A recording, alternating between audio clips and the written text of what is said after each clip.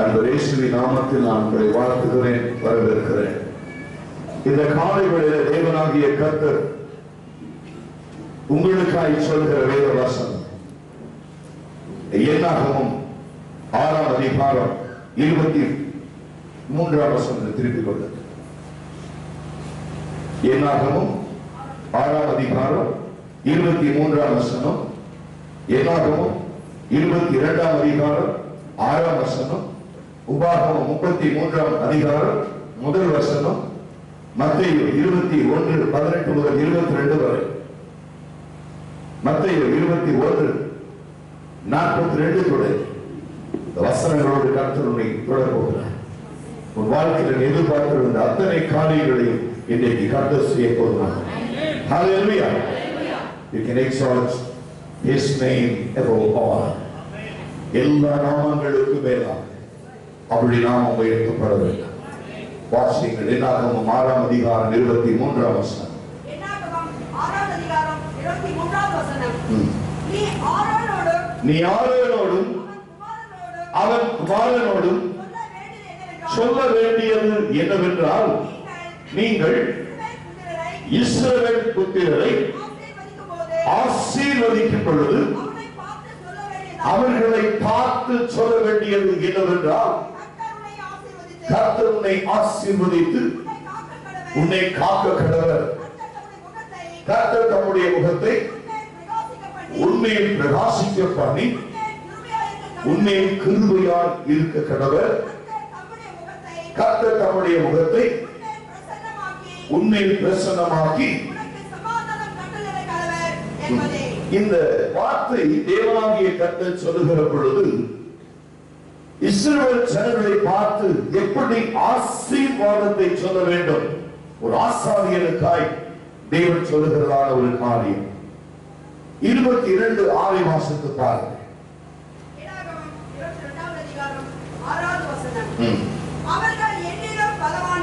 அவர்கள் என்னிலும் பலவான்கள் ஆகிலும் நீர் ஆசீர்வதிக்கிறவன், ஆசீர்வதிக்கப்பட்டவன். கவனிங்க, இந்த ஆவிக்குரிய வாழ்க்கையில நம்மை விட பலவான்களை நாம் பார்த்தாலும் அவர்களை குறித்து கலங்க வேண்டிய அவசியம் நமக்கு இல்லை. காரணம் என்ன தெரியுமா? கர்த்தர் ஒரு மனுஷனை ஆசீர்வதிக்க நினைக்கிற பொழுது அவன் ஆசீர்வதிக்கப்படுவான். கர்த்தருடைய பார்வைக்கு பொல்லாததை செய்கிற பொழுது அவன் சபிக்கப்படுவான். இந்த நாளில் தேவனாகிய கர்த்தர் உனக்கு முன்பு நன்மையான பாதையையும் தீமையான பாதையையும் உனக்கு முன்பு தேவன் வைத்திருக்கிறார். இந்த காலை வேளை ஆராதனையில எந்த காரியம் நற்கிரியை செய்ய உன் இருதயத்திலே நீ வாஞ்சிக்கிறாயோ, எந்த காரியத்தை தேவனுக்காய் நடப்பிக்க உன் முழு இருதயத்தோடும் உன் முழு ஆத்மாவோடும் உன் முழு பலத்தோடும் கர்த்தரிடத்தில் எதிர்பார்த்து காத்து கொண்டு இருக்கிறாயோ, அந்த காரியங்களை கர்த்தர் உனக்கு செய்வதற்கு தேவன் ஆயத்தமாயிருக்கிறார். இரக்கமான தேவனுடைய ஜனமே, இந்த காலை வேளையில ஆராதனையில நீ எந்த நம்பிக்கையோடு கூட வந்திருந்தாலும் சரி, எந்த எதிர்பார்ப்போடு வந்திருந்தாலும் சரி, கர்த்தர் எனக்கு என்ன செய்ய சித்தமாக இருக்கிறார் என்று உன் இருதயத்தில் நீ யோசித்துக் கொண்டிருந்தாலும் சரி, ஆனால் இந்த காலையில தேவன் சொல்லுகிறார், ஒரு மனுஷனை கர்த்தர் ஆசீர்வதிக்க வேண்டும், ஒரு மனுஷனை கர்த்தர் உயர்த்த வேண்டும். உன் பிரயாசங்கள் எல்லாம் இருந்தாலும் சரி, ஆனால் தேவனாகிய கர்த்தர் உன் இருதயத்திலே அவருக்கு பிரியமான காரியங்களை நீ நடப்பிக்க யோசிக்கிற பொழுது இந்த காரியங்களை எல்லாம் கர்த்தர் ஆசீர்வாதமாய் மாற்றுகிறார். மத்தேயு 21ஆம் அதிகாரம் 18 வாசிக்கிற பொழுது, அதிகாலமே இயேசு கிறிஸ்து எருசலேமுக்கு திரும்பி வருகிற பொழுது அவருக்கு மிகுந்த பசி உண்டாயிற்று என்று வேதம் சொல்கிறது. அவர் அத்தி மரத்தினுடைய அதை கண்டு அதனிடத்திலே அருகிலே செல்லுகிற பொழுது அந்த அத்தி மரத்திலே இலைகளை தவிர கனிகள் இல்லை. இந்த காலை வேளையில இந்த வசனத்தை தேவனாகிய கர்த்தர் ஏன் உணர்த்துகிறார் என்று நாம் பார்க்கிற பொழுது, ஒவ்வொரு ஞாயிற்றுக்கிழமைகளிலும் நாம் தேவனுடைய சமூகத்திற்கு வருகிறோம், கர்த்தருடைய ஆலயத்திற்கு வருகிறோம். ஆனால் ஆவியானவர் உன்னை உன்னிடத்திலே என்னிடத்திலே கடந்து வருகிற பொழுது அவர் சொல்லுகிறார், நான் தாகமாய் இருக்கிறேன். He is not the thirst of the worldly things, but he is having the thirst of the spiritual. ஆவிக்குரிய ஒரு தாகத்தை குறித்து, ஒரு பசிதாக உள்ளவர்கள் பாக்கியவான்கள். He is not hungry of the food, but the spiritual hungry should happen in every individual's life. அவருக்கு பசி உண்டாகிறது. அது எதை காண்பிக்கிறார் என்று சொன்னால், பூமியிலே தேவனாகிய கர்த்தர் சிருஷ்டித்த எல்லாவற்றிலும் மேன்மையானது மனிதர்கள் மாத்திரமே, மனுஷர்கள் மாத்திரமே. ஆனால் அந்த இடத்திலே தேவனாகிய கர்த்தர் சொல்கிற பொழுது, அவர் உன்னிடத்திலே இந்த காணவிலே ஒரு கனியை எதிர்பார்த்து வருகிற பொழுது அது உன்னிடத்திலே காணப்படவில்லை. மற்ற கிரியைகள் உண்டு, மற்ற காரியங்கள் எல்லாம் உண்டு, ஆனால் கனி இல்லை என்று சொன்னால் அவர் சொல்லுகிறார், இனி ஒரு காலம் உன்னிடத்திலே கனி இருக்கவே கூடாது.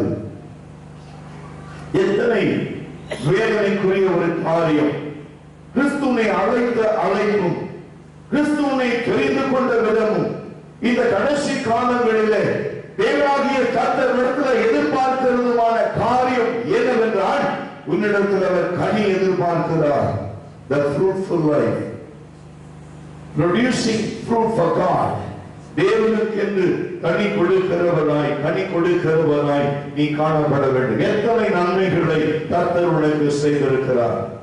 பல நேரங்களிலே தேவனாகிய கர்த்தர் ஒரு மனிதனை ஆசீர்வதிக்கிற பொழுது அந்த மனிதனுடைய இருதயத்திலிருந்து காணப்படுகிற காரியங்கள் என்ன தெரியுமா? கர்த்தர் எனக்கு செய்த நன்மைகளை நான் நினைத்து பார்க்கவில்லை, கர்த்தர் எனக்கு பாராட்டின நன்மைகளை நான் மறந்து விட்டேன் என்று சொல்லுவார். கர்த்தர் திருமணம் எப்படி ஆஸ்வதிக்க முடியும்? 21:18 வாசித்து பாருங்கள். வாசிங்க.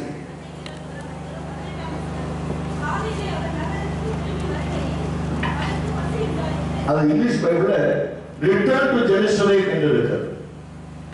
தமிழ் பைபிள் என்ன இருக்கு? நகரத்திற்கு திரும்பி வருது. பட் இங்கிலீஷ் பைபிள் என்ன இருக்கு? The day morning he returned back to Jerusalem என்று இருக்கு. எருசலேம் இருக்கா? அப்போ நகரம் அப்படின்னா என்ன? எருசலேம் என்று சொன்னால் என்ன? The house of God. Praise the Lord. The meaning you should understand. ஏன் இங்கிலீஷ் பைபிள் எருசலேம் என்று போட்டிருக்கிறது, தமிழ் பைபிள்ல நகரம் என்று போட்டிருக்கிறது? ரெண்டுக்கும் உள்ள வித்தியாசம் என்ன? அதை நாம் புரிந்து கொள்ள வேண்டும். தேவனாகிய கர்த்தருடைய வார்த்தை, அவருடைய வழி நடத்துதல், இந்த கிருபை, இந்த இரக்கம், இந்த தயவு, இந்த மேன்மை உன் வாழ்க்கையில கர்த்தர் கட்டளையிடுவாரானால் நீங்களும் நானும் தேவனுக்காய் செய்ய வேண்டிய காரியம் என்ன? இந்த கடைசி காலங்களிலே கர்த்தர் எதிர்பார்க்கிற காரியம் என்ன? நீங்கள் ஏதோ வெறுமையாய் போவதல்ல. ஒரு தோட்டக்காரன் திராட்சை செடியின் தோட்டத்தின் நடுவில் ஒரு அத்தி மரத்தை நடுகிறார். அது எஜமான் வந்து கேட்கிறார், கனி கொடுத்ததா? கனி கொடுக்கவில்லை என்றால் வெட்டி எரிந்து விடு என்று சொல்கிறார். It's not bad producing a fruit, we cut off that. கனி கொடாத மரம் எல்லாம் வெட்டுண்டு அக்னியில போடப்படும். இதோ மரத்தின் வேர் அருகே கோடாரியாக வைக்கப்பட்டிருக்கிறது. இது உன் வாழ்க்கை கனி கொடுக்கிற வாழ்க்கையா? யோசித்து பாருங்க. ஏதோ கிறிஸ்துவை ஏற்றுக்கொண்டோம், ஞானஸ்நானம் பெற்றோம், ஒரு மாசத்துல ஒரு நாள் ராமேஸ்வரம் எடுக்கிறோம், மற்ற நாளெல்லாம் நாம் சமைத்து வந்து செல்லுகிறோம். இது முக்கியம் அல்ல. கர்த்தருக்காக நீ செய்தது என்ன? கர்த்தர் உனக்கு கொடுத்த கிருபை என்ன? கர்த்தர் உனக்கு கொடுத்த ஆயுசு நாட்கள் என்ன? உன் சரீரத்திலே கர்த்தர் கட்டளையிட்ட பலன் என்ன? நீ கர்த்தருக்காக என்ன செய்தாய்? மனிதர்களுக்கு செய்ததல்ல, கர்த்தர் உனக்கு செய்த நன்மைகள் ஆயிரம் ஆயிரம் ஆயிரம் உண்டு. நீ இங்கிலீஷ் கேனடா வாசிப்பா 10,000 என்று இருக்கிறது. Praise the Lord. என்ன வேர்டு நீ மெடிடேஷன் வேர்டு என்ன இன்னைக்கு கேனடா? சீக்கிரம் அதான் சொன்னேன், மார்க்கெட்டு பக்கமா இருக்கும், அந்த பழக்கம் வரக்கூடாது. Praise the Lord. ஒண்ணு பார்த்தனால அது வேற இங்கிலீஷ் பைபிள் தான் பேசிக்கிட்டு இருக்கேன். யோசிச்சு பாருங்க, இன்னைக்கு காலையோடைய நான் தியானிக்க வசனம் என்ன? எழுந்து அழகாக ஒரு வாசஞ்சாங்க, ஒரு கிஃப்ட் கொடுத்துருக்கு. முடிஞ்சு போச்சு கதை, முடிஞ்சு போச்சு. ஒரு மீன்காரன் சொல்றான், ஐயா வஞ்சர மீன் இருக்குங்கிறான். இன்னொரு சொல்றான் கத்திரிக்காய் இருக்குங்கிறான். இன்னொருத்தன் பூசணிக்காய் இருக்குங்கிறான். ஒருத்தர் வெண்டைக்காய் இருக்குங்கிறான். ஒருத்தர் சொரக்காய் இருக்குங்கிறான். எதை வாங்குறதுன்னே தெரியல. பேசலான்னு சொல்லுங்க. But in this church I need a discipline. First of all, you should raise up your hand and you have to stand up and you should answer. You will be rewarded. Praise the Lord. அதுதான் கிருபை இல்லையா? கணம் பண்ணுவது ஒருவர் முந்திக் கொள்ளுங்கன்னா not only honoring the people but honoring God. தேவனை கனப்படுத்தணும். ஆவிக்குரிய வாழ்க்கையில ஒரு வேதாகமத்துல பல சம்பவங்களை வாசிக்கிறோம். ஒரு தேவனுடைய ஊழியக்காரன் அமெரிக்க தேசத்துல மிகுந்த வறுமையில் இருந்தார். ஒரு ஊழியக்காரன் மிகுந்த வறுமையில, அவரு சாப்பிட கூட உணர்ந்துள்ள பாருங்க. வேதத்தை எடுத்து அருமையா பிரசங்கம் பண்ணுவார். கர்த்தருடைய கிருபை அளவில்லாமல் இருந்தது அவருக்குள்ள. ஆனா தரித்திரம், வாழ்க்கையில பிரச்சனை, குடும்பத்துல தரித்திரம், பிள்ளைகள் நல்ல துணி போட முடியல, அவருக்கு நல்ல கோட்டுல கிழிஞ்ச கோட்டை தச்சுக்கிட்டு தான் இருப்பார். ஆனா இவர் போய் எந்த இடத்துல கை வைத்து செபித்தாலும் உடனே அற்புதங்கள் நடக்கும், விசுவாசிகள் ஓடும். நிறைய கிருபை கர்த்தர் கொடுத்திருந்தார். மனுஷன் ஒரே ஒரு நாள் ஆண்டவரை கேட்டாராம், ஆண்டவரே இன்னும் எத்தனை நாட்களுக்கு நான் இப்படியே இருக்கணும் ஆண்டவரே? How long I should be like this? The people are criticizing me. If he is a true servant of God, why the problem? Why the crisis in his life? Why the children are not feeding? Everything is in confusion. உள்ளத்திலிருந்து அவர் கேட்டார், ஆண்டவரே என் இருதயத்தில் ஒரு வேதனை, நிறைவான ஊழியம் செய்கிற எனக்குள்ள ஏன் ஒரு குறை? ஜனங்கள் பேசுகிற மாதிரி ஒரு குறை. சொன்ன ஒரே ஒரு காரியம், முதல் தடவை நீ ஊழியத்துக்கு போகும்போது I given $1,000 as offering. What you did? $1000 பணத்தை நான் கொடுத்தேன். என்ன செஞ்சேன்னு ஆண்டவர் கேட்கிறார். அவர் சொன்னாரா, I purchased a beautiful dress for my wife and 2 kids. I purchased some food for the people and my family. The remaining money I spent all for myself. But that time I said one more servant of God. That time what you did? Lord, I greeted him. I comforted him. I said, I prayed for you. But he said, I have given $1,000, but you should give $100. I expected from you.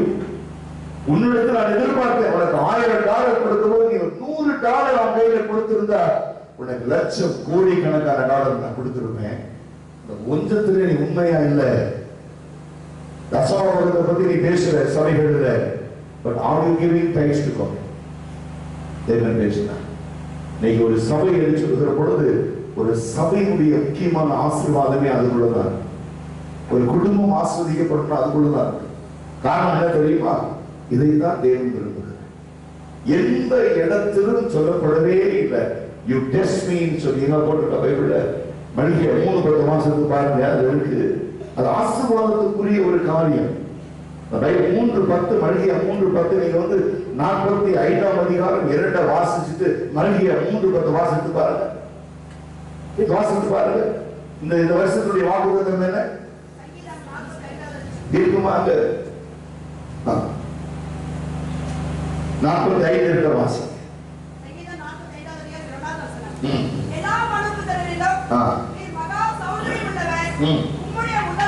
உம்முடைய உதவிகளில் அபிஷேகம் பொழிகிறது.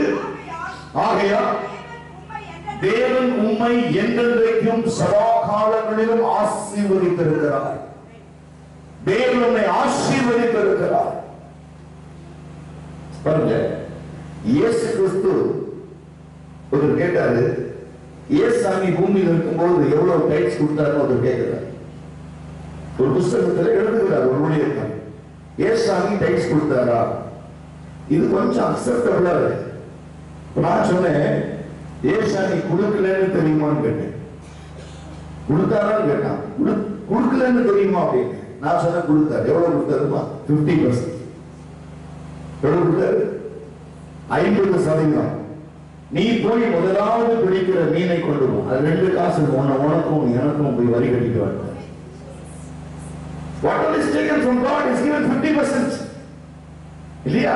பாவிக்குரிய வாழ்க்கையில பார்க்கிற பொழுது நீ 100 கொடுக்குறியா 200 தெரியாது. But சபைக்கு நீ கொடுக்க வேண்டியது 10%. சதா காலங்களிலும் எல்லாவற்றிலும் நீ தேவனுக்கு முதல்ல உண்மையாய். அதிகாலமே கிளம்பி வருகிறார். உருவாகிறது. ஒரு அத்தி மரத்தை பார்க்கிறார். அந்த அத்தி மரத்துல இலைகளை தவிர என்ன கனிகள் இல்லை. இனி ஒரு காலம் இடத்துல கனி இருக்கக்கூடாதுன்னு சொல்லி அந்த மரத்தை என்ன செய்கிறார்? சபிக்கிறார். அடுத்த நிமிஷம் அந்த மரம் பட்டு போகிறது. சீசர்கள் ஆச்சரியப்படுகிறார்கள். நீங்கள் ஆச்சரியப்படுகிறது என்ன? எப்படி இவ்வளவு சீக்கிரம் ஆச்சு? By faith. இயேசு என்ன சொல்றாரு? அடுத்த வசனம் வாசித்து பாருங்க. By faith. வாசி.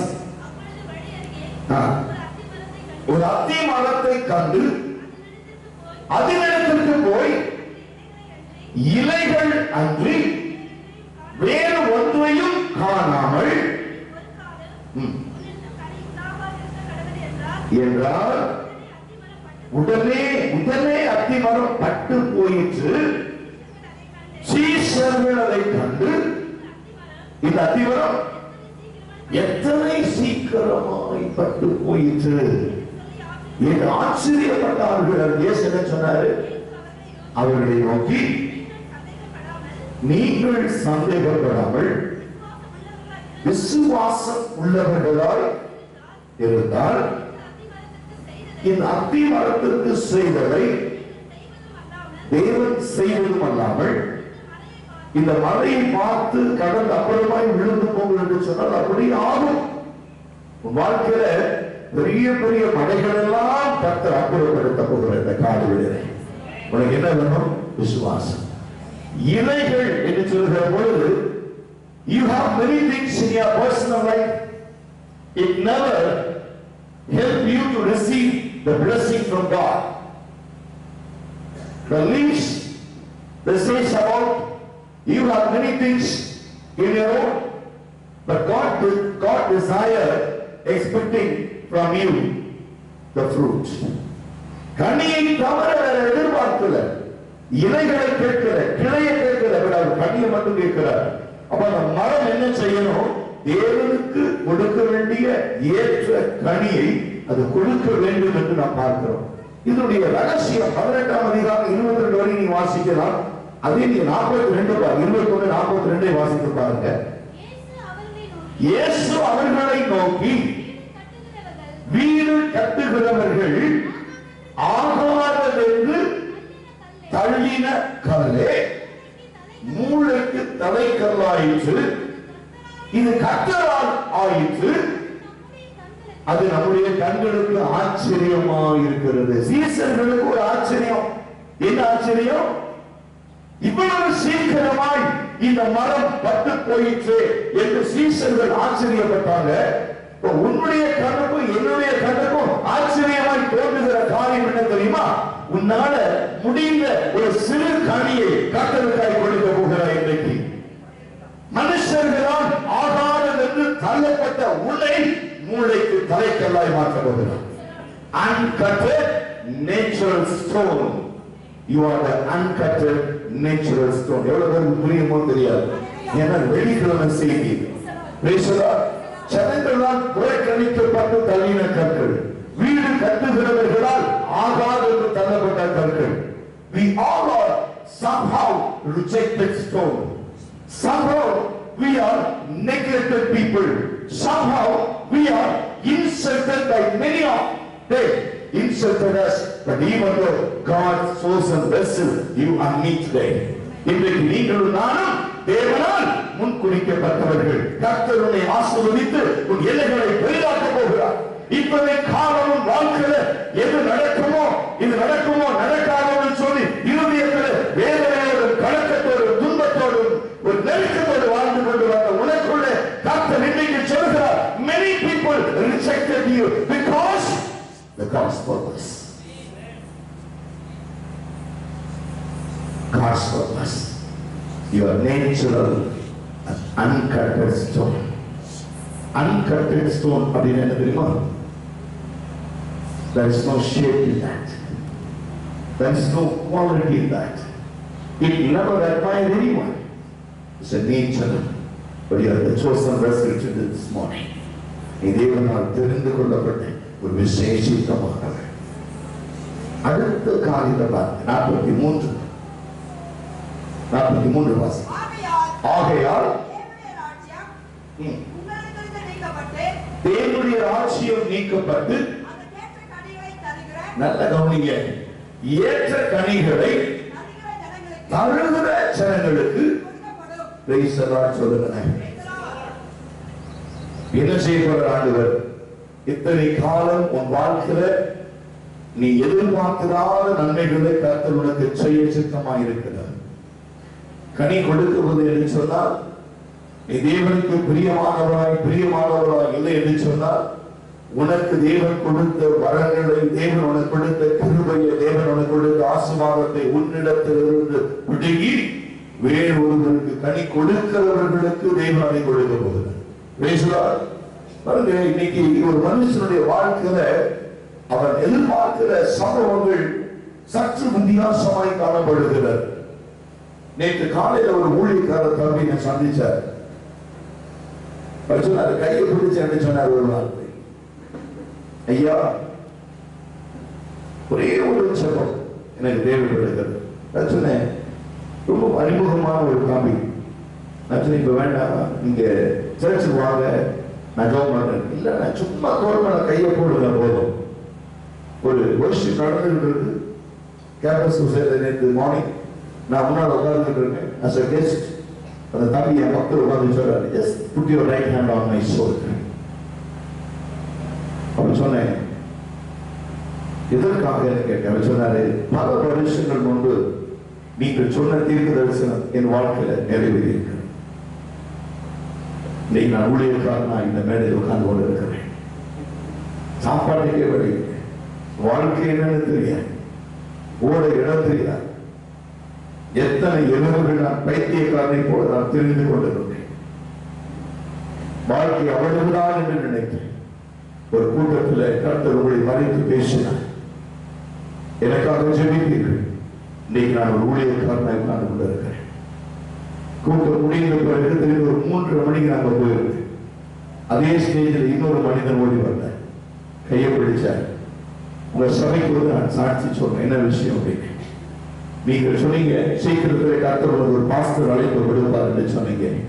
நானும் என் மனைவி ஊழியக்காரரை சபையை கண்டிருக்கிறோம். அது உங்களால் உண்டான ஒரு வார்த்தை. If you hated me to the perfection, I cannot be a pastor. நான் ஊழியக்காரனை சபை நடத்தி கொண்டிருக்கிறேன். என்னுடைய காடு கொடுங்க, உங்க சபையை வந்து நான் சாட்சி கொடுக்க வேண்டும். கர்த்தர் இன்றைக்கு செய்ய நினைக்கிற காரியங்கள் உனக்கு ஒரு கிருபை கொடுக்கிறார். அந்த கிருபை நீ பயன்படுத்திக் கொள்ளுகிறாயா? கர்த்தர் கொடுத்த ஆசீர்வாதத்தை நீ பயன்படுத்திக் கொள்ளுகிறாயா? கர்த்தர் கொடுத்த வரங்களை நீ பயன்படுத்திக் கொள்ளுகிறாயா? இதைத்தான் நாம் பார்க்கிறோம். ஒருவேளை ஆவிக்குரிய வாழ்க்கையில நீ எவ்வளவு நன்மைகளை, எத்தனை கிரியைகளை, எத்தனை காரியங்களை செய்தாலும் அது is never considered. But what's God's expectation from you? கர்த்தரிடத்தில் அவர் எதிர்பார்க்கிற, உன்னிடத்தில் எதிர்பார்க்கிற காரியங்களை அறிந்து கொள்ள வேண்டும். கர்த்தர் எனக்கு என்ன செய்ய சித்தமாக இருக்கிறார்? இரண்டாவது காரியம், கர்த்தர் என்னிடத்தில் என்ன எதிர்பார்க்கிறார்? நான் என்ன செய்ய வேண்டும்? அவருக்காய் எப்படி ஊழியம் செய்ய வேண்டும்? அவருக்கு பிரியமாய், மனுஷனுக்கு பிரியமா இல்ல. ஒரு மனுஷன் சொல்லுகிற வார்த்தை என்று யோசித்து பாருங்க. என்னுடைய ஊழியத்தில் ஒரு சுவிசேஷகராய், ஒரு தீர்க்கதரிசியாய் இந்த பட்டணத்திலே கர்த்தரை கொண்டு வந்தார் 91. ஒரு சபையினுடைய மூத்த போதகராய் இருப்பதற்கு எத்தனை வருஷம் நான் காத்திருந்தேன் உங்களுக்கு தெரியாது. இந்த ராமோஜன் பிரசங்கம் கூட சபைகளில் போய் பண்ணிருவேன். நிறைய சர்ச்சஸ்ல சண்டே போய் பிரசங்கம் பண்ணுவேன். நான் பிரசங்கம் பண்ணாத சபைகளே கிடையாது. அவ்வளவு சபைகளை பிரசங்கம் பண்ணியிருக்கிறேன். ஆனா நம்முடைய சபையிலே ஞானஸ்தானம் பெற்றவர்களுக்கு ராமோஜனம் கொடுக்க வேண்டும் என்று நம்முடைய பிள்ளைகள் கேட்டபோது சொன்னாங்க, நான் அதை மட்டும் செய்ய மாட்டேன். ஒரு ஊழியக்காரனுடைய அழைப்பு என்பது இன்னொரு மனுஷனால் உண்டாவதல்ல. கர்த்தர் என்னிடத்தில் பேச வேண்டும், அழைக்கப்பட வேண்டும். மாறுவனை போல அழைக்கப்பட்ட ஊழிய ஒருவரும் இந்த கனமான ஊழியத்திற்கு தானாய் வருவதில்லை. You should accept the call of God. You make the declaration of God. அப்போ பல நாட்கள் காத்திருந்த பொழுது ஆஸ்திரேலியாவிலிருந்து மிஸ்ஸஸ் அண்ட் மிஸ்டர் கோடி ரோக்கின்ஸ் என்று சொல்லுகிற தேவனுடைய புருஷர்கள் வந்தார்கள். 40 நாள் உபவாசம் இருந்தோம். 40வது நாளிலே என்னை ஊழியக்காரனை அபிஷேகம் பண்ணினார். அதுக்கு பிறகுதான் சபையினுடைய பொறுப்பை எடுத்து செய்ய ஆரம்பிச்சேன். அதுக்கு பிறகுதான் சபை கட்ட ஆரம்பிக்கும். கிட்டத்தட்ட ஒரு சபையினுடைய முழு அழைப்பு நீங்க பாத்தீங்கன்னா not even 6 years. அதற்குள்ள இவ்வளவு பெரிய ஒரு வளர்ச்சி கர்த்தர் கொடுப்பார் என்று சொன்னால் அழைப்பு. நாம் செய்கிற சின்ன ஊழியமோ பெரிய ஊழியமோ கர்த்தர் நம்மை அழைக்க வேண்டும். கர்த்தர் உனக்கு ஒரு உறுதி கொடுக்க வேண்டும். அப்ப என்ன சொல்றாங்க? 21:43 வாசித்து பாருங்கள். வாசிங்க. ஆகையால் தேவனுடைய ராஜ்யம் என்ன சொல்றாரு? உங்களிடத்திலிருந்து நீக்கப்பட்டனா அந்த உங்கள் யார்? Who is the people? கனி கொடுக்காதவர்கள். ஒரு அழைப்பை ஏற்றுக்கொண்ட பிறகு if you accept the call of God, you cannot divert your mind towards anything else. ஊழியத்தினுடைய அழைப்பு என்பது ஒரு வித்தியாசமானதாக நான் பார்க்கிறேன். இது அழைப்பு என்பது ஏதோ வறுமையா இல்லை, ஒரு கணத்துக்குரிய ஒரு பாத்திரம். ஜனங்க உங்களுக்கு உங்ககிட்ட மனதை எப்படி போடுறாங்க? என்னதான் ரெஸ்பெக்ட் யூ கனடி யூஸ் பண்ணுங்க. They never respect you. Respecting who is in you. உனக்குள்ள இருக்கிறவரை கணப்படுத்துறாங்க. எல்லாம் உங்களுக்கு ஒரு சிலது காலில் விடுவாங்க. ஐயோ எந்திரிங்க. நாங்கள் அது தகுதியே இல்லை. எதுக்கு ஜனங்க உங்கள்கிட்ட சொல்றாங்க? ஜெபம் பண்ணுங்கன்னு சொல்றாங்க. எதுக்காக? உங்களுக்கு என்ன மேன்மை இருக்கிறது? உங்களுக்கு என்ன படிப்பா, அழகா, பணமா, என்ன இருக்கு உங்ககிட்ட? எதுக்கு ஜனங்க உங்களை தேடி வராங்க? என்னைக்காவது உணர்ந்து இருக்குமா? ஜனங்க கூட்டமாய் ஜனங்க வராங்க. எதுக்காக? உன்னை பார்க்க இல்லை, உன் ஐஸ்வர்யத்தை தேடி அல்ல, உனக்குள்ள இருக்கிற ஞானத்தை தேடி அல்ல, உன்னுடைய மேன்மையை பற்றி அல்ல, உனக்குள் இருக்கிற தேவ பெருமை. சாலமோனை தேடி ஜனங்க வந்தாங்க. சாலமோன் யாருன்னு தெரியாது. அவருடைய கடைசி வாழ்க்கையை ஒரு பக்கம் ஆராய்ந்து பார்த்தீங்கன்னா, அவன் அநேகரை திருமணம் செய்து கடைசியில ஒரு விக்கிரக ஆராதனைக்காரனாய் மறிக்கிறான். தேவனுக்கு ஆலயத்தை இவன் கட்டுவான் என்று தேவன் சொன்னார். தேவனுக்கு ஆலயத்தை கட்டினான். அவருடைய முடிவு நீங்க பாருங்க, விக்கிரக ஆராதனைக்காரனாய் மறிக்கிறான். அவருடைய இருதயத்தை அவருடைய குடும்பம் திருப்பி விட்டது. அவன் இருதயத்தை பிழிந்து போட்டார்கள். நீங்க கிரீக் ஹீப்ரு டெர்ம்ஸ்ல வாசி பாத்தீங்கன்னா கொஞ்சம் பயமா இருக்கும். கர்த்தருக்கு அருவருப்பானதை உன் வாழ்க்கையில நீ ஆகட்டும், உன் குடும்பமாகட்டும் செய்ய நினைக்கிற பொழுது கர்த்தர் உன்னை குடும்பமாய் தூக்கி எறிந்து விடுவார். வேதத்தை நீ சுமக்க ஆரம்பிக்கிற முன்பு முதலாவது உனக்குள்ள தேவ பயம் வேண்டும். சிவம் என்றால் என்ன? உபவாசம் என்றால் என்ன? வேதத்தின் 66 புத்தகங்கள் என்றால் என்ன? கர்த்தருடைய வார்த்தையை எந்த இடத்துல எப்படி பிரசங்கிக்க வேண்டும்? கர்த்தர் எதற்காக அழைத்திருக்கிறார்? கர்த்தர் எப்படி உன்னை தெரிந்து கொண்டிருக்கிறார்? உன்னை கொண்டு கர்த்தர் செய்ய நினைக்கிற காரியம் என்ன? வரங்கள் உனக்குள்ள வருகிற பொழுது அந்த வரங்களை எங்கே எப்படி பயன்படுத்த வேண்டும்? கர்த்தருடைய ஆவி உனக்குள் வரும் பொழுது நீ நிதானித்து நடக்க வேண்டும். கர்த்தருடைய அபிஷேகத்தை மூடுகிற பொழுது உன் வாயிலிருந்து கிருபையும் அக்கினியும் புறப்பட வேண்டும். இவைகள் இல்லாமல் கர்த்தருடைய ஊழியத்தை இந்த கடைசி காலத்தில் செய்ய முடியாது. உங்களுக்குள் இருக்கிறவைகளை கர்த்தர் எடுத்து கனி கொடுக்கிறவர்களுக்கு அதை கொடுப்பார். அதாவது இதுதான் நம்ம தாளந்தாய் பார்க்கிறோம். ஒரு மனிதனுக்கு ஒரு தாளந்து, இன்னொரு 2 தாளந்து, ஒரு 5 தாளந்து, 5 பெற்றுக் கொண்டவரை 10 தாளந்தாய் மாற்றுகிறார். He converted as 10 talents. The 2 became 4. The person who received 1 talent, he buried it. அப்படின்னா அர்த்தம், he don't have time. He never considered why God given this talent to me. கர்த்தர் இந்த தாளந்தை என் கையில எதற்காய் கொடுத்திருக்கிறார் என்று அவன் உணராதவனாய் இருக்கிறான். சொல்றாரு, அவனிடத்திலிருந்து அந்த தாளந்தை பிடுங்கி உள்ளவனுக்கு கொடுக்கிறான். இவனை கொண்டு போய் அழுகையும் பற்கடிக்குமான இடத்திலே தள்ளுங்கள் என்று சொல்கிறார். இதற்கு என்ன காரணம்? உன்னுடைய தாளந்தை நீ தவறாய் பயன்படுத்தவே கூடாது. கர்த்தர் உனக்கு அளித்த கிருபையை நீ தவறாய் பயன்படுத்த கூடாது. கர்த்தர் உனக்கு இறங்குவார் என்று சொன்னால் அதை நீ அட்வான்டேஜா எடுத்துக்க கூடாது. எத்தனை தடவைனாலும் கர்த்தரை மன்னிப்பார், என்ன செஞ்சாலும் ஏற்றுக்கொள்வார், எதை செஞ்சாலும் ஏற்றுக்கொள்வார். இந்த காரியம் ஒரு நாளும் மனதிலே வரவே கூடாது. கர்த்தரிடத்திலே மிகுந்த பயபக்தியான கர்த்தரிடத்திலே நீ சாக்கிரதையாய் நடந்து கொள்ளுகிற பொழுது கர்த்தர் நாம் செய்ய நினைக்கிற மேன்மையான காரியங்களை உன்னை கொண்டு கர்த்தர் செய்ய ஆரம்பிப்பார். தொடர்ந்து வாசித்து பாருங்க. 21:43 தொடர்ந்து வாசிங்க. தேவனுடைய அதாவது பாருங்க, அவர் மரங்களை நினைக்கல, உனக்கு கொடுத்த காசு, உனக்கு கொடுத்த பணத்தை பிடுங்கல, உன்னுடைய அழகை பிடுங்கல, உன் சௌந்தரியத்தை பிடுங்கல, உன்னுடைய நன்மைகளை பிடுங்கல, ஆசீர்வாதத்தை பிடுங்கல. உங்களுக்கு எதை பிடுங்கிறாரா? தேவனுடைய ராஜ்யத்தை கொடுக்கிறார். நான் யோசித்து பாருங்க, மோசே இஸ்ரவேல் ஜனங்களை நடத்தி கொண்டு போகிறார். அப்படி மோசே இஸ்ரவேல் ஜனங்களை நடத்தி கொண்டு போகிற பொழுது அவனுடைய இருதயத்திலே ஒரு காரியம் வருது. என்ன விட்டா இந்த ஜனங்களை நடத்திட்டு போறதுக்கு யாருமே இல்லை. அவன் பல நேரங்களில் அவன் கர்த்தரிடத்திலே பரிந்து பேசுகிறவனாய் காணப்படுகிறான். ஒரு குறிப்பிட்ட காலம் வந்த உடனே அவன் நினைக்கிறான், நாம் செய்கிற காரியம் எல்லாத்தையுமே கர்த்தர் ஏற்றுக்கொள்வார் அல்லது அங்கீகரிப்பார் என்று இருதயத்தில் is miscalculated God's power and God's will. கண்மனையோடு பேசு என்று சொல்லுகிறார். இவன் போய் கோல்டு அடிக்கணும். ஒரு சின்ன காரியம் பேசுறதுக்கு பதில் என்ன செய்யலாம்? கோழினாலே அடிக்கிறது. தண்ணீர் புறப்பட்டு வந்தது, ஜனங்கள் குடித்தார்கள், தாகம் தீர்த்தார்கள். ஆனா மோசே பார்த்து ஆண்டவர் சொல்றாரு, நீ கானானை பார்ப்பாய், உள்ளே பிரவேசிப்பது. நீ ஜெபிச்சீங்கன்னா அப்போது நடக்கும். நீ பேசலாம், பிரசங்கிக்கலாம், பாடலாம், துதிக்கலாம், என்ன வேணாலும் செய்யலாம். உன் பின்னால் 10,000 பேர் வருவாங்க, 20,000 பேர் வருவாங்க.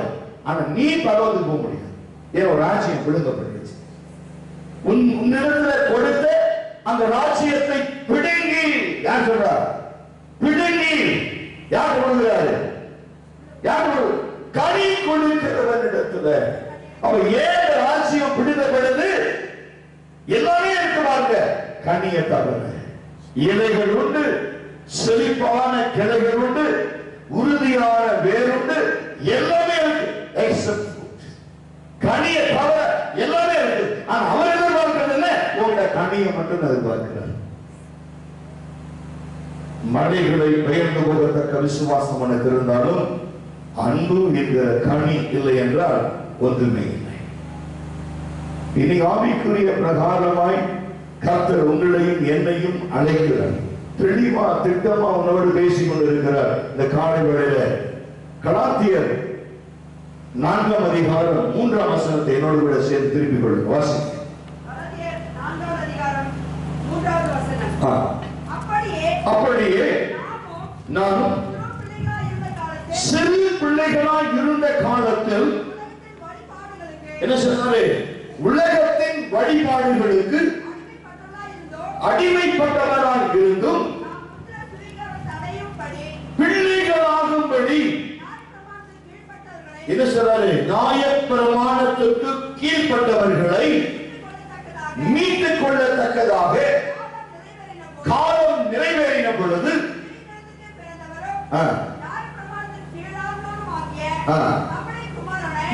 நம்முடைய குமாரனை தேவன் அனுப்பினார். எதுக்கு அனுப்பினாரு?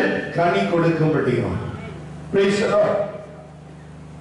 யோவான் ஸ்நானகன் வனாந்தரத்திலே ஜனங்களை பார்த்து சொல்கிறார், மனம் திரும்புவதற்கு ஏற்ற கனி கொடுங்கள். யோவான் என்ன சொல்றாரு? மனம் திரும்புவதற்கு ஏற்ற கனி கொடுங்கள். இதோ மரத்தின் வேர் அருகே கோடாரியானது வைக்கப்பட்டிருக்கிறது. கனி கொடாத மரம் எல்லாம் வெட்டுண்டு அக்னியிலே போடப்படும். பிரான்ஸ் கவர்மெண்ட்ல ஒரு ரூல் இருக்கு பாருங்க. அந்த நாட்டினுடைய பிரஜை, the citizen of France, யாராக இருந்தாலும் சரி, கட்டாயம் ஒரு வருஷம் அரசாங்கத்திற்கு வேலை செய்யும். The student must. The French government that declare the rule, whoever it may be, they should work at minimum 1 year in defense. ராணுவத்தில் கட்டாயம் வேலை செய்யணும். ஜனங்க வந்து சொல்ல முடியாது, நீ கட்டாயம் வேலை செஞ்சு ஆகணும், இல்லைன்னா நீ வந்து இந்த நாட்டுடைய பிரச்சனை இல்லை, you not a citizen of France. யோசிச்சு பாருங்க, அப்படி ஒரு வேலை கிறிஸ்துவை ஏற்றுக்கொண்டு கிறிஸ்துவுக்காய் ஓடுகிற உனக்கும் எனக்கும் இயேசுவினாலே ஒரு சட்டம் ஏற்கப்படுமானால் உன் ஜீவ காலம் எல்லாம் கிறிஸ்துவுக்காக நீ ஊழியம் செய்ய வேண்டும் என்கிற நிலை கிறிஸ்துவினால் ஏற்படுத்தப்பட வேண்டும். அப்படி ஊழியம் செய்யாதவன், that means கனி கொடாதவன், அவனுடைய தேவ ராஜ்யத்துக்குள்ளே நுழைய முடியாது. அதை பிடுங்கி கனி கொடுக்கிறதுல கொடுக்க முடியும் என்று ஒரு உணர்த்தப்படுகிறோம். Insisted by God. கர்த்தர் தேவ ஆவியினால் ஏவப்படுகிறோம். இனி பல சூழ்நிலைகளிலே நம்முடைய வாழ்க்கை தரம் மாறிக்கொண்டே இருக்கிறது. ஒரு நன்மை உண்டாக வேண்டுமானால் அல்லது ஒரு ஆதாயம் வருமானால் அந்த காரியத்தை செய்ய நாம் ஓடுகிறோம். தேவனுடைய சபையை நாம் பொருட்படுத்துவதில்லை. We never consider a church. It is important into my life. சபை என்பது என் வாழ்க்கையில ஒரு கணம் வாய்ந்த ஒன்று, ஒரு முக்கியத்துவம் என்று சொல்லி நாம் ஒருவேளை சபையை we consider the church is the house of God. இது தேவனுடைய வீட்டுக்குள்ளே நான் ஒரு 2 மணி நேரமாவது 2.5 மணி நேரமாவது வாரத்தில் ஒரு நாள் உண்மையும் உத்தமமாய் நான் போய் அங்கு உட்காருவேன் என்று இருதயத்தில் நீ தீர்மானிப்பாயானால் கர்த்தர் உனக்கு செய்ய நினைக்கிற காரியத்தின் ஆசீர்வாதங்களை நீ பல மடங்கு காண முடியும். Don't see as a work. சபைக்கு வருவது என்பது ஏதோ ஒரு கடமையாய் நினைக்கவே கூடாது, ஏதோ ஒரு கட்டாயமாய் நினைக்க கூடாது. வேதம் சொல்றது व्यसनமாய் அல்ல, கட்டாயமாய் அல்ல, மனப்பூர்வமாய் உங்களை தேவனுக்கு என்று ஒப்புக்கொடுக்கணும். கட்டாயமாய் அல்ல, not by force, not from the hardness of your heart. व्यसனமாய் அல்ல. ஐயோ ஞாயிற்றுக்கிழமை 10 மணிக்கு ஆராதனை நடந்துருச்சு, 11:30 போனோம், இப்ப மாத்தி 10 மணிக்கு வச்சுட்டார். யோசிச்சு பாருங்க, இது எப்படி இருக்குன்னா தலைகீழ் ஆயிடுச்சு. 10:30 கேட்கும் போது 11:30 12:30 வந்துட்டு இருந்தாங்க. நம்ம என்ன பண்ணிட்டோம், ஐயோ லேட்டா வராங்களா, கொஞ்சம் லேட்டா சாமி, அடுத்த வாரம் உங்களுக்கு 11 வைக்கிறோம், அட்லீஸ்ட் சீக்கிரமா வாங்கன்னு சொல்லுவாங்க நினைச்சாங்க. நான் சொன்ன 10 மணிக்கு ஆகும். என்ன பண்ணுவீங்க, இப்போ இங்க வரபடி 11:30 வரணும். கடைசி ஆசீர்வாதத்தை பண்ணிட்டு போயிடும், கடைசி ஆசீர்வாதத்தை வாங்கிட்டு போயிட்டே இருக்கலாம். ஆனா இது என்ன ஒரு நஷ்டம்னு சொன்னா உங்க வாழ்க்கையில நீங்க கனி கொடுக்க முடியாது. ஒரு மரம் நாட்டப்பட்டு விதைக்கிறவன் ஒருவன், நீர் பாய்ச்சுகிறவன் ஒருவன், ஆனால் விளைய செய்கிறவன் தேவனாகிய கர்த்தர். இதை நம்ம மறந்து போகக்கூடாது. யோவான் 15ஆம் அதிகாரம் 6ஆம் வசனத்தை வாசித்து பாருங்க. யோவான் 15ஆம் அதிகாரம் 6வது வசனம். ஒருவன் என்னில் நிலைத்திராவிட்டால் வெளியே எரியுண்ட கொடி போல, எப்படி இருப்பானா வாழ்க்கை, எப்படி இருக்க போது வெளியே எரியுண்ட ஒரு கொடியை போல இருப்பான். அவன் எரியுண்ட உலர்ந்து போவான், அவன் எரி உண்டு உலர்ந்து போவான். அப்படிப்பட்டவர்களை சேர்த்து அக்னியிலே போடுவார்கள், அவைகள் எல்லாம் எரிந்து போகும். இதுதாங்க கடைசி கால தேவ எச்சரிப்பு. கனி கொடுக்கவில்லை என்றால் அந்த கனி கொடாத கொடி எதுவோ அதை வெட்டி வெளியே தூக்கி எறிந்து விடுவார். எரிந்த உடனே எங்காவது விழுந்து முளைச்சுகிறான்னு நினைக்கவே முடியாது.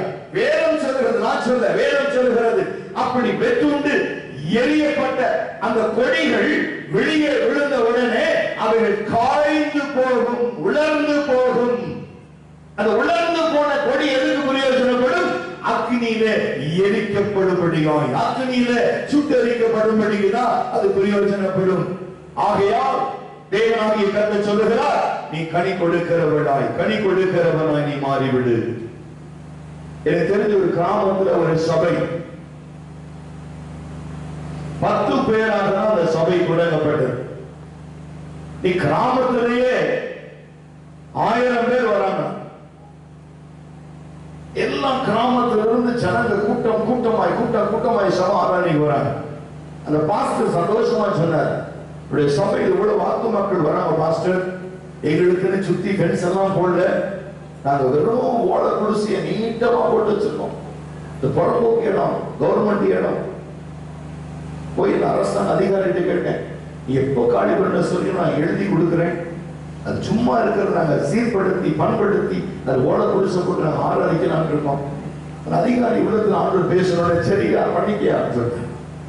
ஜனங்களை கொண்டு வந்து அந்த 10 குடும்பம் இரவும் பகலும் அந்த இடத்தை பண்படுத்தினார்களாம். முதல்ல ஒரு 1 ஏக்கர் லேண்ட் எடுத்து பண்படுத்தினாங்க. சுற்றியும் வெளியடைத்தாங்க. மரங்களை மூங்கில்களை கொண்டு நட்டினாங்க. தென்னை மரம் ஓடைகள் பக்கத்துக்கு ஆளு 10 மட்டை கொண்டு வந்து எல்லாம் பின்னி மேல போட்டாங்க. போட்டு சொன்ன இப்ப இடம் ரெடி ஆயிடுச்சு, ஆட்களோட என்ன செய்யலாம் சொன்ன சபையை முடிச்சுட்டு வீடு வீடா இந்த 10 குடும்பம் 10 குடும்பமும் சேர்ந்து வீடு வீடாய் போய் செபித்தார்களாம் பிள்ளைகளுக்காக. அவங்க சொன்னாங்க, இந்த சபையின் இடத்துல இருக்கு, நீ முடிஞ்சா வர ஞாயிற்றுக்கிழமை வாங்க சொன்னா. கண்டிப்பா வரணும்னு சொன்னாங்க. அடுத்த வாரம் 15 குடும்பம், அடுத்த வாரம் 20 குடும்பம், அடுத்த வாரம் 25 குடும்பம். அந்த 25 குடும்பமும் சேர்ந்து போனாங்க. கிட்டத்தட்ட 1 வருஷ காலத்துல சபை அந்த இடம் பெருசாயிடுச்சு. அடுத்த ஏக்கரா ரெடி பண்ணாங்க. அடுத்த ஏக்கரா கிட்டத்தட்ட இன்னைக்கு ஒரு 5 ஏக்கரான சபை நடந்து கொண்டு இருக்கிறது ஒரு கிராமத்துல. அப்படின்னு சொன்னா அந்த எளிமையான ஒரு தேவனுடைய மனிதன், எளிமையான சபை ஜனங்க, அவங்களுக்கு வருமானம் கூலி வேலை செய்கிறவங்க சொல்றாங்க, ஐயா ஒரு வாரம் முழுசும் ராகி போட்டுக்கிற வேலை செய்வோம், அவர்கள் 10 படி ராகி கொடுப்பாங்க எங்களுக்கு, அது ஒரு படியை ஞாயிற்றுக்கிழமை தசம பாகமாய் கொடுத்து 10 ஒரு பங்கு தசம பாகமா கொடுத்துருவோம். அந்த எல்லா ராகி அரிசி கம்பு கூழ் எல்லாத்தையும் போட்டு வேக வச்சு அவ்வளவு பேருக்கும் சாப்பாடு. எப்போ? அந்த ஞாயிற்றுக்கிழமை கொடுக்கிறத அப்படியே கண்ணீரோடு சாப்பிட்டுட்டு போவாங்க. ஆனா இன்னைக்கு ஒரு தேவனுடைய மனிதர் வந்து பார்த்துட்டு ஒரு மூட்டை அரிசியை கொடுக்கிறாரு, நாங்க ஜனங்களுக்கு வெள்ளை சாதம் போடுறோம், சாதம் போட்டுக்கிட்டு இருக்கோம், சபை முடிஞ்சோட சாப்பாடு போடணும், எனக்கு எல்லாம் ரொம்ப தூரத்துன்னு வராங்க, கடைக்கு போவாங்கன்னு சொல்லி சாப்பாடு போட்டுக்கிட்டு இருக்கோம். சபையுடைய வளர்ச்சி எங்க இருக்கு தெரியுமா? ஒரு பாஸ்டருடைய ஜெபத்துல மட்டும் இல்ல, ஒவ்வொரு விசுவாசியுடைய இருதயத்துக்குள்ள கர்த்தர் விதையை விதைத்திருக்கிறார். You should have a burden. சபை முடிந்தவன எந்த காய வாங்கலாம், எந்த கறிக்கடையில போய் நிக்கலாம், எந்த கோழியை வாங்கலாம், எந்த மீனை வாங்கலாம் ஓடக்கூடாது. கர்த்தருக்காக நான் ஊழியம் செய்ய வேண்டும். கர்த்தருக்காக இந்த ஞாயிற்றுக்கிழமை நாள்ல என் வீட்டுல சமையலே ஆகாது. ஏதோ ஒண்ணு சாப்பிட்டு கர்த்தருக்காக நான் ஓடுவேன், 2 ஆத்துமாவை சந்திப்பேன், ஒரு 2 குடும்பங்களை சந்திப்பேன், அவங்களுக்காக நான் போய் சத்தியத்தை சொல்லுவேன், ஆத்துமாக்களை ஆண்டவருக்காக ஆதாயப்படுத்துவேன். இயேசு சீக்கிரம் வர போகிறார். எவ்வளவு நம்பிக்கை இருக்கு? ஆமென். இன்னைக்கு பாருங்க ஒரு மனுஷனுடைய நிலைமை, இன்னைக்கு இருக்கிற விசுவாச ஜீவியம் நாளைக்கு எப்படி ஆகும்னு தெரியாது. இந்த வேதம் சொல்லுகிறது, இன்னைக்கு இவ்விதமா இருக்கிறோம், நாளைக்கு எவ்விதமா இருப்போம் என்று தெரியாது. ஆகையால் ஜாக்கிரதையா இருங்க. நீ கனி கொடுக்கிறவளா, கனி கொடுக்கிற கொடியா, கனி கொடாத கொடி. கனி கொடுக்கிறதா இருந்தா பிடிக்கி கனி கொடுக்கிற உனக்கு கிருபையை கொடுத்தார். இரட்டிப்பான கிருபைகளை, இரட்டிப்பான ஆசீர்வாதங்களை. எனக்கு இந்த வாரம் ஒரு ஆத்துமாவை நான் ஆண்டவருக்காக ஆதாயப்படுத்திருக்கிறேன். பரலோகம் களி கூறும், பரலோகம் சந்தோஷப்படும். இன்னைக்கு ஒரு ஆத்துமாவை நான் ஆண்டவருக்காக கொண்டு வந்திருக்கிறேன். இன்னைக்கு 2 ஆத்துமாவை நான் சந்திச்சேன். அவங்க வருவாங்களான்னு நான் எதிர்பார்த்து ஜெபித்துக் கொண்டே இருக்கிறேன். அந்த ஆத்துமா ஒருவேளை இடத்திற்கு வருவார்கள், ஆனால் கர்த்தருடைய நாமம் மகிமைப்படட்டும், கர்த்தருடைய நாமம் உயர்த்தப்படட்டும். அந்த எண்ணம் உங்களுக்குள் இருக்க வேண்டும். ஏதோ சேரெல்லாம் போட்டு வச்சிருக்காங்க, ஏதோ பாஸ்டர் பிரசங்கத்தை பண்ணுகிறார், வருவோம் சத்தியத்தை கேட்போம் போயிடுவோம் இருக்கக்கூடாது. என்னுடைய பங்கு பிரசங்கிப்பது சொன்னால் உன்னுடைய பங்கு ஆத்ம ஆதாயம். நாங்க விதைக்கிறோம், நீ நீர் பாய்ச்சுங்க, வெளியே செய்கிற தேவன். என்னுடைய டார்கெட் என்ன தெரியுமா?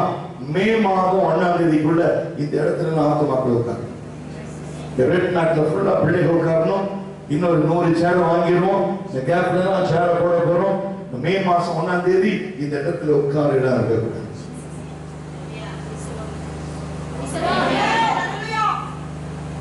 உன் நம்பிக்கை வீண் போக, உன் நம்பிக்கை வீண் போக. நான் பெரிய ஆசை தான் படுத்தேன், இவ்வளவு பெரிய பரவாயில்ல கூட்டிட்டு போன ஆசை. சொல்லுங்க, அன்னைக்கு ஒரு வீட்டுக்கு விசிட் பண்ண போயிருக்கு, ரொம்ப நேரம் பேசிக்கிட்டு இருந்தோம். திடீர்னு அந்த அம்மா கேட்டாங்க, என்ன பாஸ்டர் இந்த வருஷம் எங்கேயும் வெளிநாடுக்கு போகலையா அப்படின்னா. இல்லம்மா, ஹரி சொன்னாரு நீ பின்லாண்டுக்கு வாங்கன்னு கூப்பிட்டுருக்காரு.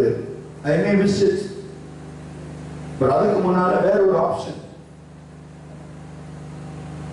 பேங்காக் ஹாங்காங் போகணுமா இருந்துச்சு, ஒரு முக்கிய வேற ஒரு காரியமாக. அப்படி சொன்ன உடனே அம்மா சொல்றாங்க, என்னையும் கூட்டிட்டு போங்க பாஸ்டர்.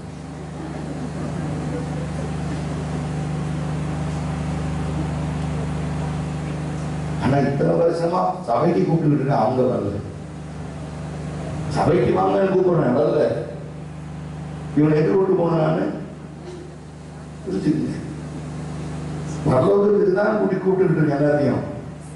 ஓகே, மறு லோகம், இந்த பூமி நமக்கு சொந்தம் இல்லை. இந்த பூமி நமக்கு சொந்தம் இல்லாத ஒரு பூமி. இந்த பூமி மாற்றம் இல்ல, உலகத்துல எந்த நாடும் சொந்தம் இல்ல. ஒரே ஒண்ணுதான் நமக்கு சொந்தமா இருக்கு, அது உன் பெயர் எழுதப்பட்டிருக்கிறது புஸ்தகத்துல. விசா அப்ளை பண்ற மாதிரி உடைய பெயர் அவர் எழுதி வைத்தது. எனக்கு ஒரு விசுவாசம், உன் பெயர் அவர் எழுதி வைத்திருக்கிறார். இன்னைக்கு மறித்தாலும் நேற்று, இன்னைக்கு மறித்தாலும் அந்த ராஜ்யத்துல உனக்கு ஒரு இடம். எவ்வளவு எழுத சொல்றீங்க? கர்த்தர் கொடுத்த ஆசீர்வாதம் என்ன உங்களுக்கு? சத்தமா சொல்லுங்களேன். நேற்று வந்தவங்களுக்கு தெரியும், நேற்று வந்தவங்களுக்கு தெரியும். சத்தமா காது விழுது எனக்கு. Praise the Lord. Amen. பெரிய ஆசீர்வாதம் என்ன கொடுத்து பார்த்தா, கிரேட் கிரேட் கிரேட் பிளஸிங் என்னன்னு கேட்டேன். வீடு இல்ல, கார் இல்ல, பங்களா இல்ல, பணம் பதவி மேன்மை இல்ல, எதுவுமே இல்ல. இன்னைக்கு செத்தாலும் நாளைக்கு பரலோகத்தில் இருப்போங்கிற நம்பிக்கை தான் பெரிய ஆசை. சொல்லுங்க, அதுக்காக இந்த கத்துறது இருக்க தொண்டை கிளியிற மாதிரி கத்துறது எதுக்கு? உன்னை கொண்டு போய் எப்படியாவது சேர்க்கணும். சொல்லுங்க, போலீஸ்கார டிராபிக் கண்ட்ரோல் பண்ண எதுக்கு? காலையில இருந்து அந்த ஷூவை போட்டுட்டு அந்த தொப்பையை போட்டு நின்றுட்டு இருக்காங்க. எதுக்கு எதுக்கு நிக்கிறான்? மாசமான சம்பளம் வாங்கிடுவான், அது விட்டுருங்க. வேற எது நிக்கிறான்?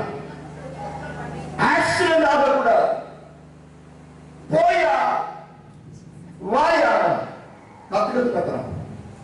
எது தெரியுமா? ஆக்சிடென்ட் ஆகக்கூடாது. இரவெல்லாம் வண்டியில சுத்திட்டே இருக்கான். எதுக்கு? ஒரு கொலை திருட்டு நடக்கக்கூடாதுன்னு சொல்லி நீ க்ளோஸ் வாட்ச். ஒரு சபை போதகரா நான் கத்திக்கிட்டு எதுக்கு தெரியுமா? கொண்ட கொண்டு போய் பரலோகத்தை சேர்க்கணும். ஒருவரும் கைவிடப்படக்கூடாது, அதுதான் அவருடைய சித்தமா இருக்கிறது. ஒருவரும் கைவிடப்படக்கூடாதுங்க, அதுதான் அவருடைய விருப்பமா இருக்கிறது. அதுக்கு சொல்றாரு, நீ கனி கொடுக்கணும். தேவ ராஜ்யத்துக்கு வரணும்னா நீ என்ன செய்யணும்? கனி கொடுக்கணும். கனி கொடாத மரம் எல்லாம் வெட்டுண்டு அக்னியில போடப்படும். வாசியுங்கள், மத்தேயு 21:44 வாசி.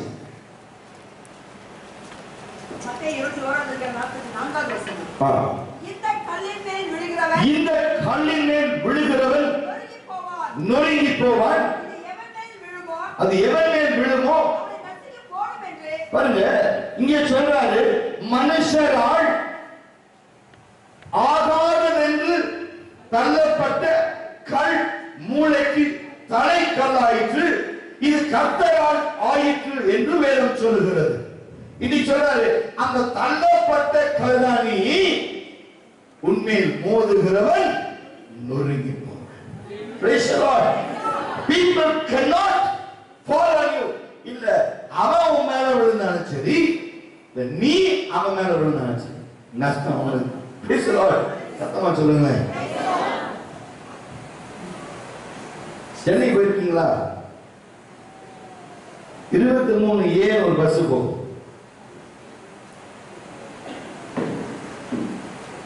ஒருத்தன் வழியில நின்றுட்டு கேட்டான்,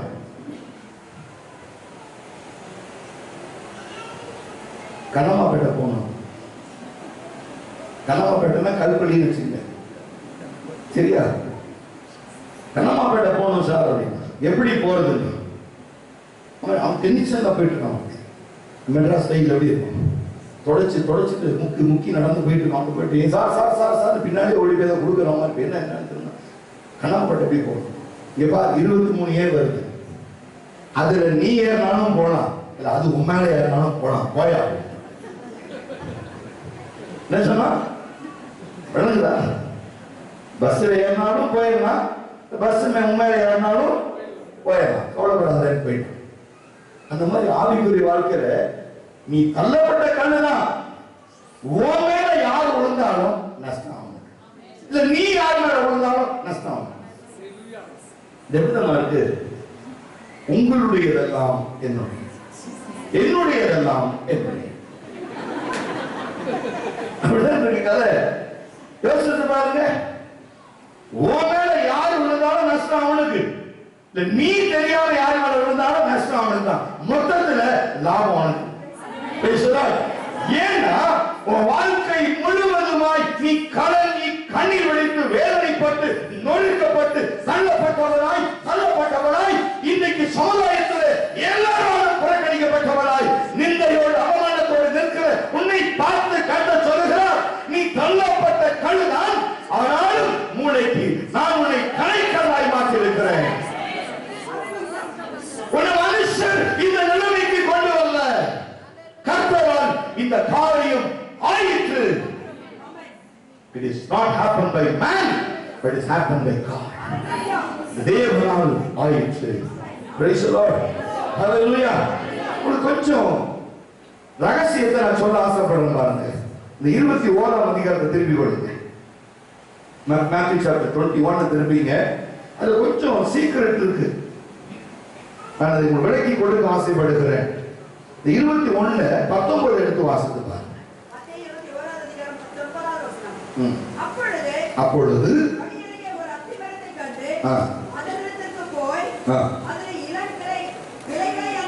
இலைகளை அன்றி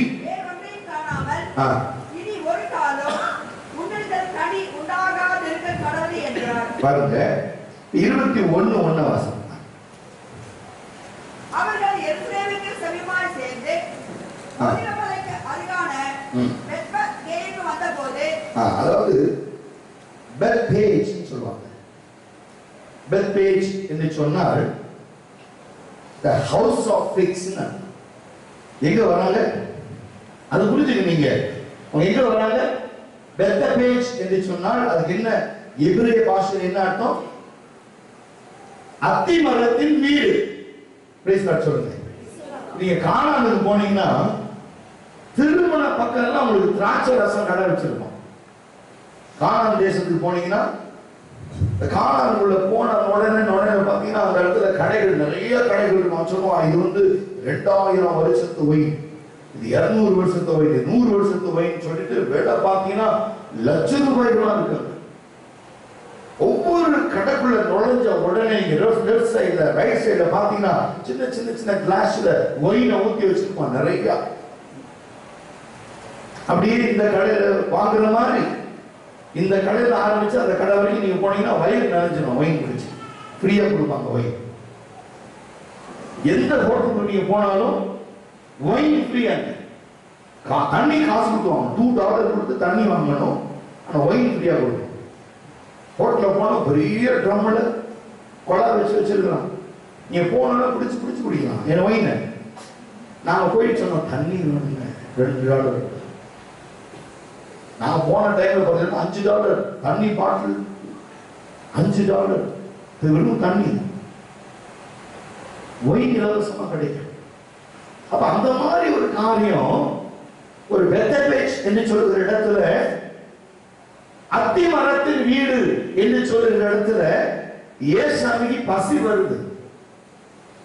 ஒரு அத்தி மரத்தின் கீழே போய் நின்று பார்க்கிறாரு, கனி இல்லை.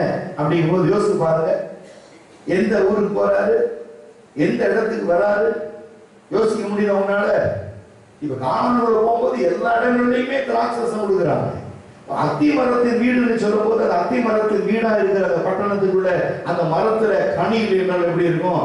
இப்போ அந்த விஷயம் நீங்க யாரு? நீங்க யாரு? சத்தமா சொல்லுங்க. நீங்க யாரு?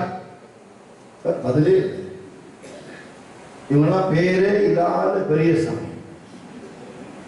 சொல்லுங்களேன், நீங்க யார்? நீங்க அத்தி மரத்துல கனி கொடுத்தீங்க. இந்த சபைக்கு நீங்க யாரு? 1000 தடவை பிரசங்கம் பண்ணாலும் விசுவாசிக்கிற வார்த்தை வரவே வராது. நீ யார்? நீங்க அப்பா. விசுவாசின்னா யாரு? விசுவாசின்னா என்ன சொல்லுங்க? விசுவாசினா யாரு? கர்த்தரை விசுவாசிக்கிறவங்க, அவருடைய வார்த்தையை விசுவாசிக்கிறவங்க, அவர் தேவனால் அனுப்பப்பட்ட குமாரனை விசுவாசிக்கிறவங்க, அவருடைய கிரியை விசுவாசிக்கிறீங்க. அவர் மரித்தார் என்பதை விசுவாசிக்கிறோம், அவர் உயிர்த்தார் என்பதை விசுவாசிக்கிறோம், அவர் திரும்ப வருவார் என்பதை விசுவாசிக்கிற விசுவாசிகள். அது வாயில வருது, அவங்க வாயில. நீங்க யாரு? இப்போ கர்த்தருடைய விசுவாசி. இப்ப சொல்றேன், விசுவாசங்கிட்ட என்ன இருக்கணும்? கானா ஊர்ல திராட்சை ரசம் இருக்கு பார்க்க. ஆனா அத்தி மரத்தின் வீடு என்று சொல்ற ஹவுஸ் ஆஃப் ஃபிக்ஸ் இடத்துல என்ன இல்ல? கனி இல்லாதது போல ஒரு சபைக்குள்ள இருக்கிற விசுவாசிக்குள்ள ஒரு விசுவாசம் இல்லாம இருக்கலாமா? அதுதான் கேள்வி. இன்னைக்கு ஆவியானவர் ஒரு இடத்துல எதிர்பார்க்கிற காரியம், நீ விசுவாசித்தால் தேவனுடைய மகிமையை இன்னைக்கு பார்க்க போறோம்.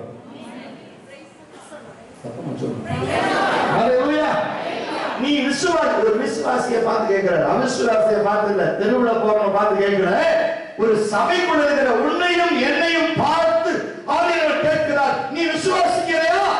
ஆமாண்டவரே, நீ தேவ மகிமையை பார்க்க போற. அப்படின்னு அர்த்தம், நீ எத்தனை பேருடைய வாழ்க்கையில தேவ மகிமையை பார்த்தீங்க? மனுஷரால் உண்டாகிற மகிமையை விட தேவனால் உண்டாகிற மகிமை உங்களுக்கு வேண்டும். அதைத்தான் நீங்கள் அறிய வேண்டும். விசுவாசிக்கிறியா? கர்த்தருடைய மகிமையை காண்பிற. கர்த்தருடைய மகிமை என்ன? கர்த்தருடைய மகிமை என்ன சொல்ல முடியுமா உங்களால? What is the glory of God? Is dwelling among us. அவருடைய மகிமை என்ன? சாலமோன் ஆலயத்தை கர்த்தருடைய மகிமை நிரப்பினது போல உங்கள் உள்ளமாம் ஆலயத்தை அந்த மகிமை நிரப்பிக் கொண்டே இருக்கிறது. ஆமென். இதுதான் ரகசியம். The glory of God fill your heart, you fill your mind and your body. கர்த்தருடைய மகிமை இறங்க இறங்க இறங்க.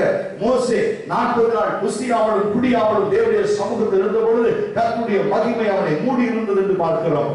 இறங்கி வந்தோன முகத்தை யாராலும் பார்க்க முடியும், அவ்வளவு பிரகாசமா இருந்துச்சு மோசேயுடைய முகம்.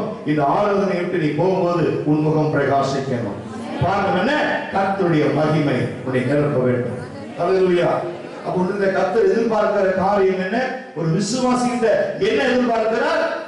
விசுவாசத்தை தவிர வேற எதையும் எதிர்பார்க்க. நீ பல இடத்துல இயேசு சொல்றது பார்க்கலாம். 100க்கு அதிபதி வரான், ஐயா ஒரு வார்த்தை சொன்னேன், நாளைக்காரன் பிழைமா சொல்றாரு. Beautiful faith. I never seen such a faith in Israel. இஸ்ரவேலுக்குள்ள இப்படி ஒரு விசுவாசத்தை நான் பார்க்கிறேன். 12 வருடமாய் பெரும்பாலுள்ள ஸ்திரீ வஸ்திரத்தின் தொங்கலை கொடுமை ஆனால் சுகமாவேன். What a faith. கேக்குற கானானிய ஸ்திரீ சொல்றா, மேஷிலிருந்து விடுகிற துணிக்கைகளை நாய்க்குட்டிகள் சாப்பிடுவேன். விசுவாசம் அவளுக்குள்ள இருக்கிறது. பிரமிக்கிறாரு.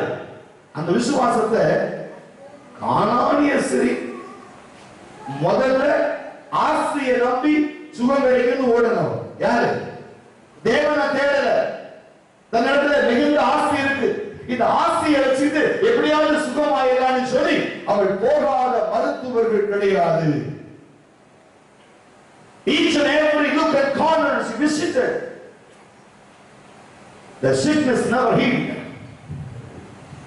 She lost everything, returned back to Christ by faith alone. விசுவாசத்தை மாத்திரம் பிடித்துக் கொண்டு இயேசுவிடத்தில் வருகிறாள். அந்த சந்தர்ப்பமும் அவளுக்கு கிடைக்கல. இயேசுவை காண, இயேசுவிடத்தில் பேச, தன் பிரச்சனைகளை சொல்ல சந்தர்ப்பம் கிடைக்கல. அவ சொல்றா, ஜனங்க அது நீங்க பாத்தீங்கன்னா அவருடைய ரகசியத்தை பாருங்க. அவர் இயேசுவின் வஸ்திரத்தின் தொங்கலை எப்படி தொற்றுப்பான்னு நினைக்கிறீங்க? யாராவது சொல்ல முடியுமா? சும்மா அப்படி நீட்டி பொருள ஒரு தேவனுடைய மனிதர் எழுதுகிறார்.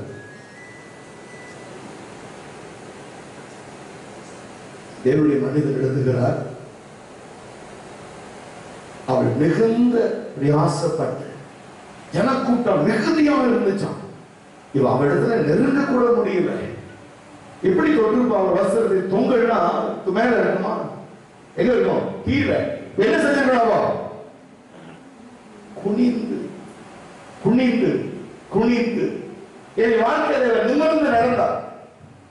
கொஞ்சம் சொன்னாங்க, இந்த டாக்டர்கிட்ட போங்க, அப்பாயின்மெண்ட் வாங்கி தரேன், என்னுடைய ஃப்ரெண்டு அப்பாயின்மெண்ட் வாங்கி தரேன், ஒரே ஒரு விசிட்டிங், ஒரு சிட்டிங்க்கு அவர் டாக்டர் வாங்குற தொகை $100. No problem. Doctor this $100 can you heal me? அவர் பார்த்தாரு, டெஸ்ட் பண்ணிட்டு it's not possible for me, you better you can consider other doctors. I refer to some other doctors. அங்க போனா சுகமான I refer to some other doctor. I refer to some other doctors. I refer to some other doctor. இப்படியே டாக்டரா சுத்தி இருக்கிற பணம் எல்லாம் செலவு பண்ணிச்சு. நிமிர்ந்திருந்த வாழ்க்கை குனிய ஆரம்பித்து அவர் சொல்றாரு, அந்த எழுத்துல அவர் எழுதுகிற எழுத்து அந்த ஊழியக்காரன் சொல்றான், 12 வருடமாய் பெரும்பாலுள்ள ஸ்திரீ தரை மட்டுமாய், தரையோட தரையா, எந்த ஜனங்களுடைய கால்கள் நடுவில் அவள் கைகள் மிதிக்கப்பட்டது, ஜனங்களுடைய கால்களால் அவள் கைகள் மிதிக்கப்பட்டது. யாருக்காவது யோசனை வந்துச்சா? எல்லா பிரசனம் பண்றோம், வஸ்திரத்தின் தொங்கலை தொட்டால் சுகமானார். ஆனா அந்த வஸ்திரத்தின் தொங்கல் எங்க இருக்கும்? அவருடைய ஷால் சொன்னா அவருடைய கையை நீட்டினாலும் அப்படியே தரை மட்டும் தொங்கும், அப்படியே தொங்கிட்டு இருப்பாருங்க. அந்த கீழே தொங்குகிற அந்த வஸ்திரத்தின் தொங்கல் ஒரு நாட், அது தரை மட்டுமா இருந்துச்சு. அவர் நிமிர்ந்து தொட முடியாது, குனிதான் தொடணும்.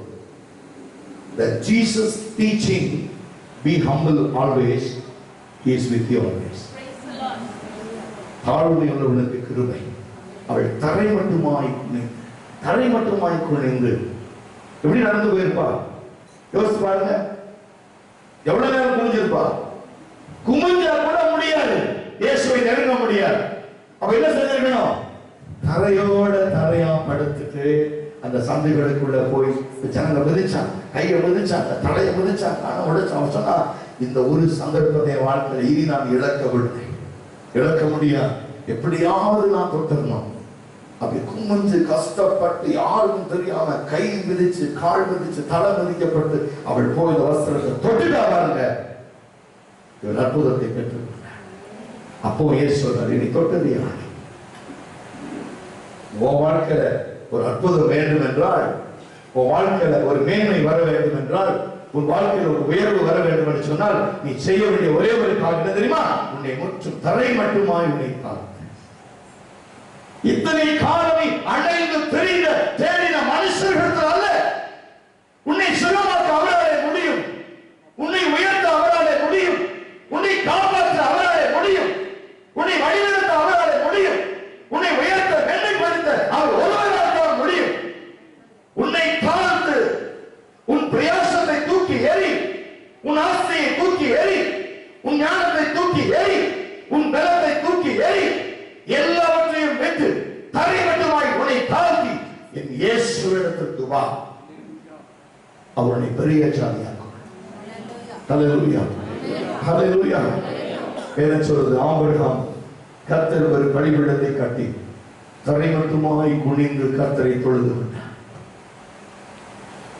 ஒவ்வொரு நாளிலும் கர்த்தர் உனக்கு காண்பிக்கிற ரகசியம் இதுதான். நீங்க முதல்ல பாத்தீங்கன்னா வேதம் சொல்கிறது,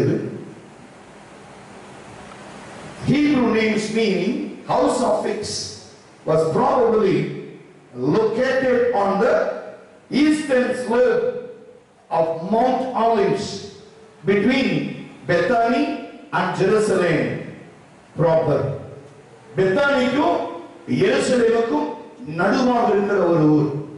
அந்த ஊருக்கு என்ன ஃபேமஸ் அப்படின்னா ஃபிக்ஸ், கனிகள், அத்தி மரத்தின் கனிகளை அந்த ஊர்ல பார்க்கலாம், நிறைய கனிகளை பார்க்கலாம், எந்த இடத்துல நீங்க பார்க்கலாம். அப்ப இயேசு போய் கனி கேட்டதுல தப்பே இல்லை. ஒரு விசுவாசி கிட்ட அவர் எதிர்பார்க்கிற விசுவாசம் தப்பே இல்லை. ஒரு விசுவாசி உங்கள்கிட்ட என்ன கேட்கிறாரு?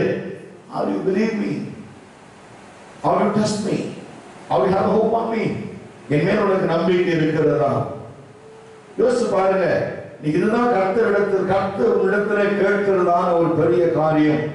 இங்கே இரண்டாவது பாருங்க, 21:3 வாசி.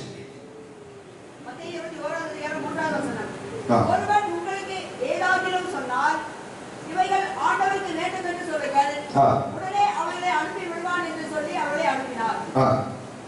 இப்ப இங்கே இயேசு கிறிஸ்து தம்மை யாருக்கு வெளிப்படுத்துகிறார்? யோசிச்சு பாருங்க. Jesus revealing himself. என்ன சொல்றாரு? Jesus was revealing himself as the Lord, who as the King of Israel ascends to Mount Zion on a donkey. இதுதான் நீங்க பார்க்கணும். இந்த இடத்துல சொல்லப்படுகிற ஒரு கருத்து என்னன்னா, the Old Testament, the prophecy, the fulfillment.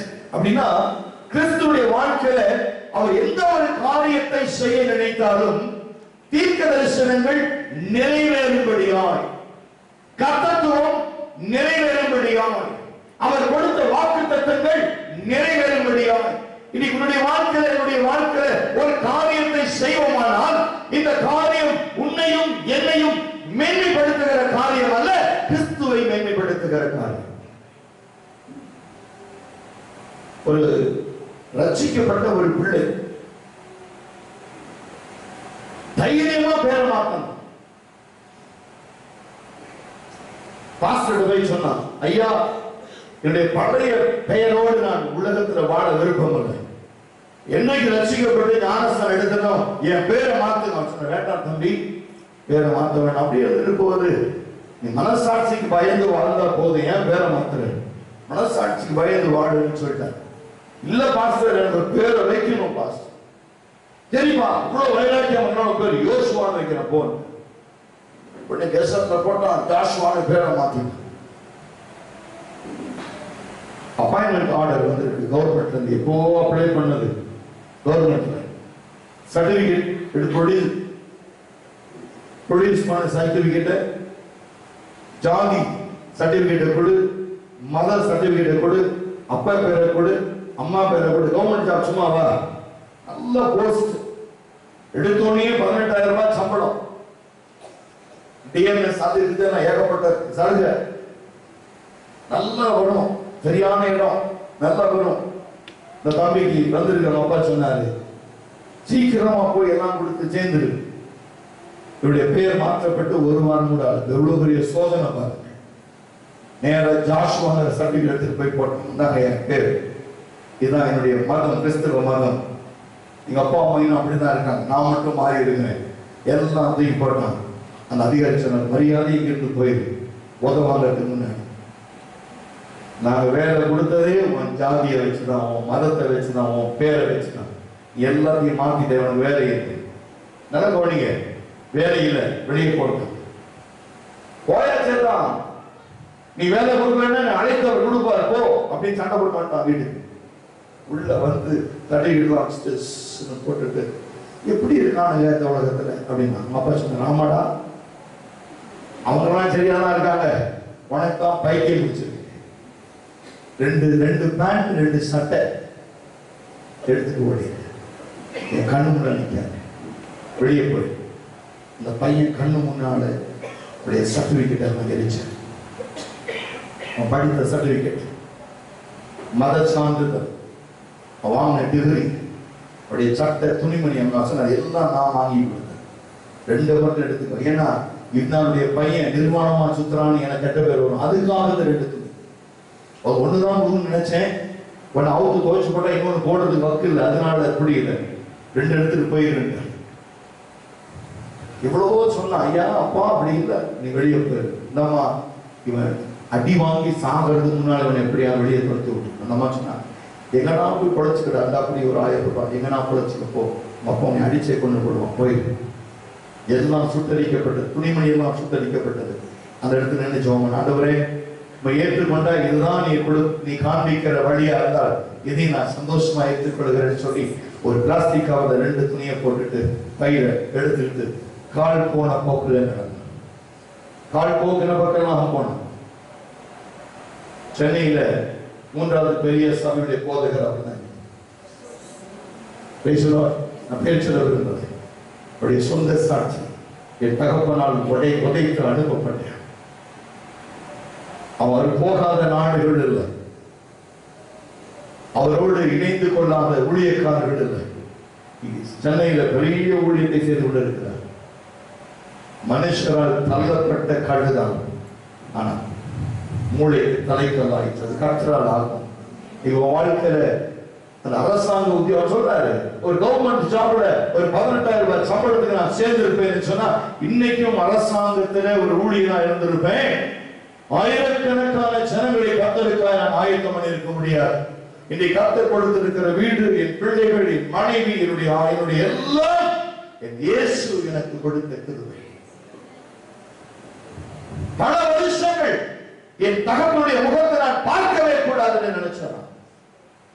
ஒரு நாள் இவர் போய் பிரசங்கிக்கிற அந்த ஊர்ல சுத்தி சுத்தி சுத்தி வால் போஸ்ட் போட்டிருந்தாங்க. இந்த ஊழியக்காரருடைய படம் எல்லா இடங்களையும் போட்டுருச்சு. தாய் தகப்பனர் பார்க்க நம்ம பையனுங்களா போட்டெல்லாம் போட்டுனா நம்ம நினைச்சாங்க அந்த 2 சட்டையை வச்சு என்ன பண்ண போறோம். அந்த ஆள் சொன்னாரு, ஐயா விடு, இந்த சனியை பார்க்காத வரைக்கும் நல்லது. ஏன் அவன் நினைச்சு அழுதுகிட்டு இருக்கேன், போய் வேலையை பாரு. ஒரு நாள் அந்த கிராமத்துல சுவால் போஸ்டர் முகத்தை அநேகர் நாட்டு போய் சொன்னாங்களா, இது உங்க பிள்ளைதானே, இது உங்க பிள்ளைதானே, இது உங்க பிள்ளைதானே, இது உங்க பிள்ளைதானே. ஆமாமா என் பிள்ளைதான். போட்டு சுட்டெல்லாம் போட்டுட்டு வர போறான். ஒரு பெரிய கூட்டத்துல பேச போறான். இப்ப என் தாய் கூட சந்தோஷம். அப்பா சொன்னாங்க, சரி சரி நல்லா இருந்தாச்சு.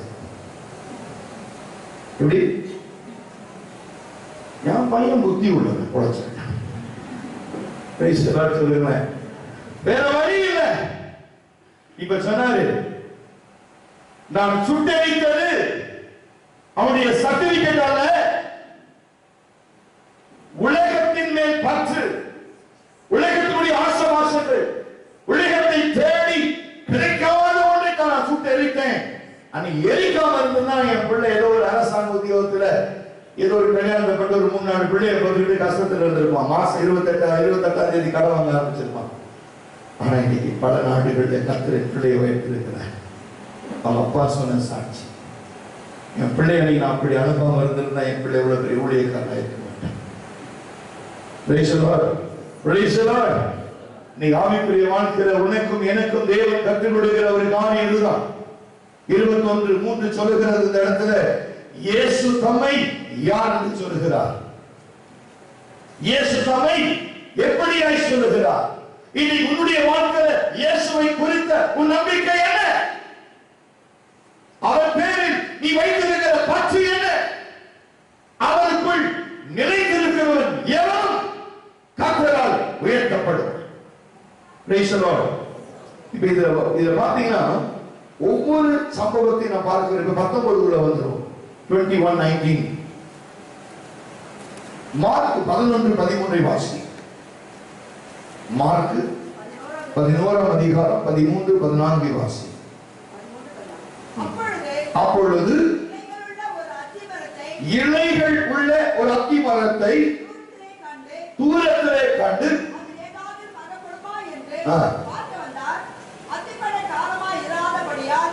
அவர் அதனிடத்தில் வந்தபோது அது இலைகளை அல்லாமல் வேறொன்றையும் காணவில்லை.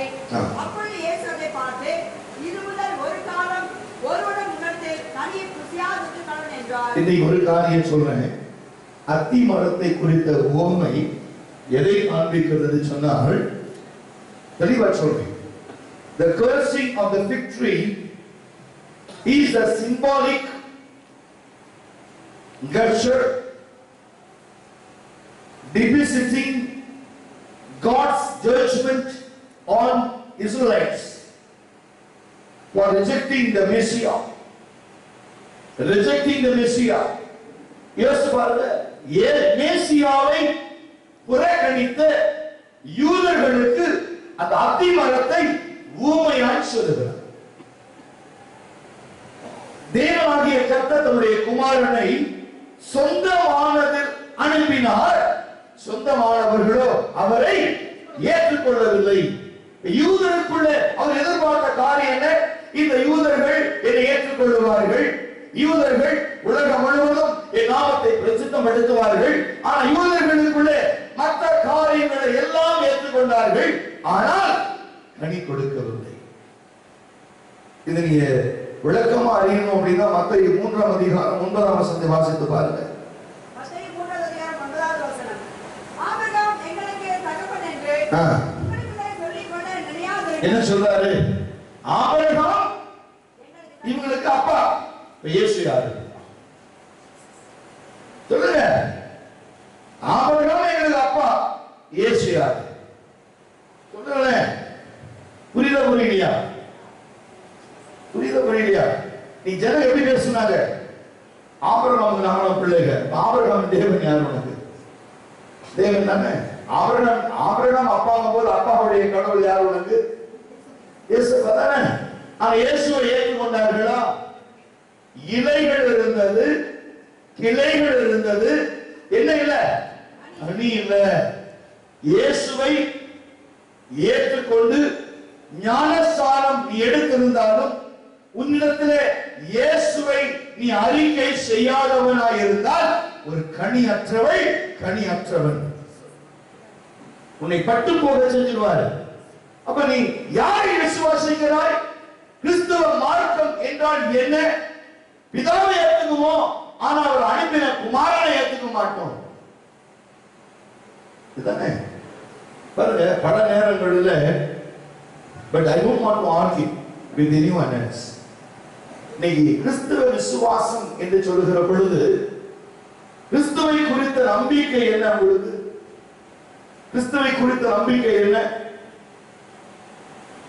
ஒரு அம்மா சொல்றாங்க, ஒரு போலீஸ் ஸ்டேஷன் ஒரு வழக்கு, 2 பேருக்கு சண்டை. ஐயா நாங்க முதல்ல ஒட்டி நல்லா உறவாடணும். அந்த அம்மா ஒரு கிறிஸ்துவ பெண், நான் ஒரு வேற புற மதத்தை சேர்ந்தவள். நாங்க 2 பேரும் நல்லா ஐக்கியமா இருந்தோம் ஐயா, நல்லா சமாதானமா இருந்தோம். இங்க செய்யற சாப்பாடு அங்க கொடுப்போம், அங்க செய்யற சாப்பாடு இங்க வரும், நல்லா தான் இருந்தோம். சரி அப்புறம் ஏமா இங்க வந்து ஸ்டேஷனுக்கு இல்ல அவளுக்கு வந்து ஒரு கம்ப்ளைண்ட் கொடுக்க வந்திருக்கு. என்ன? ஒரு சின்ன காரியத்துல மனஸ்தாபம் வந்துருச்சு. இந்த அம்மா ஜெபம் பண்ணாங்க, எங்க வீட்டுக்காரருக்கு ஆக்சிடென்ட் ஆயிடுச்சு. இந்த அம்மா ஜெபம் பண்ணாங்க, எனக்கு உடம்பு சரியில்லாம போயிடுச்சு. இந்த அம்மா ஜெபம் பண்ணாங்க, என் பையன் பரீட்சையில ஃபெயில் ஆயிட்டான். இது எல்லாம் மொத்தமா சேர்த்து இந்த அம்மா அப்படி சொல்றது. போலீஸ்காரன் கேட்டான், ஏமா நீ பண்ணியா? அந்த ஆள் ஆக்சிடென்ட் நீ ஜெபம் பண்ணியா? இந்த அம்மா உடம்பு சரியில்லாம போடுக்கு நீ ஜெபம் பண்ணியா? இந்த பையன் ஃபெயில் ஆன ஜெபம் பண்ணியா? அவர் சொன்னாரு, ஐயா நீ நம்பினா கொஞ்சம் நம்படிப்போம். சத்தியமா இவங்களுக்காக மட்டும் இல்லை, நான் எனக்காக கூட நான் ஜெபம் பண்ணுறேன். யார் சொல்றா? ஒரு கிறிஸ்துவ பெண் போலீஸ் சொல்றா, நான் சொல்லி பார்த்தேன் மீன் for my sake I never pray. ஜெபிக்கிற பொண்ணு பொம்பளை இல்லையா? நான் போலீஸ்காரன் சொன்னா வெக்கமா இல்ல? அவளுக்கு கிறிஸ்துவின் மேல் உள்ள நம்பிக்கை கிறிஸ்துவலா இருக்கிற உனக்குள்ள இல்லையம்மா, மரியாதையா போயிரு சொன்னாரு. போலீஸ்காரன் சொன்னான், அவன் நம்புறா உன் கிறிஸ்துவ. இந்த அம்மா ஜெபம் பண்ணாங்கன்னா அந்த ஜெபத்தை கிறிஸ்து கேட்டு எனக்கு தண்டனை கொடுத்திருக்கிறார் அவ நம்புறா. ஆனா கிறிஸ்துவலா இருக்கிற உனக்கு அந்த நம்பிக்கை இருக்கிறதா? இங்கே படிச்சு பாருங்க. ஆவிக்குரிய வாழ்க்கையில ஒரு யூதருக்குள்ளே ஆபிரகாமை தகப்பனா ஏற்றுக்கொண்ட யூதர்கள், ஆபிரகாமுடைய தேவனை ஏற்றுக்கொண்டவர்கள் அவருடைய குமாரனாகிய கிறிஸ்துவை ஏற்றுக்கொள்ளவில்லை. அதைத்தான் சொல்றார், கனி இல்ல. யூத மார்க்கத்தில் என்ன இல்ல? கனி இல்ல. நீ எத்தனை கிறிஸ்தவர்கள் வாழ்க்கை சபம் இல்ல, எத்தனை கிறிஸ்தவ வாழ்க்கையில உபவாசம் இல்ல, எத்தனை கிறிஸ்தவ வாழ்க்கையில பரிசுத்தம் இல்ல, எத்தனை கிறிஸ்தவ வாழ்க்கையில உண்மையான சாட்சி இல்ல. வேதனையான ஒரு காரியம். ஆனா இன்றைக்கு தேவனாகிய கர்த்தர் சொல்கிறார். எப்படின்னு கேட்டீங்கன்னா Matthew chapter 8 verses 11 and 12 எடுத்து வாசிங்க. இன்னும் கொஞ்சம் ஒரு வார்த்தையை சொல்லி நான் முடிக்க ஆசைப்படுகிறேன்.